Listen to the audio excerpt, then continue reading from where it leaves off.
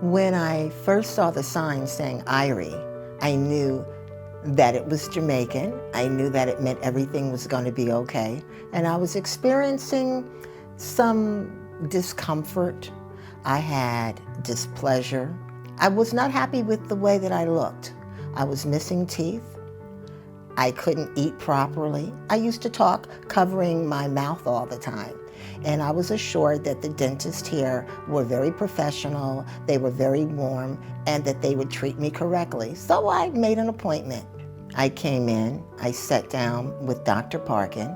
I found her to be remarkable. She put me at ease at once. We laughed, we talked, and we came up with a plan. The plan was that I needed to have implants. It is so wonderful to have a dentist that you can talk to, that is there with you, that during the procedure will reach over and touch you on the shoulder and tell you everything is okay. And you're feeling fine, really.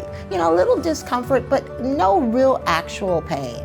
So after the procedure was all done, and after I have my 2 implants, the truth of it is, I can't tell you where they are now because they are so much like my teeth.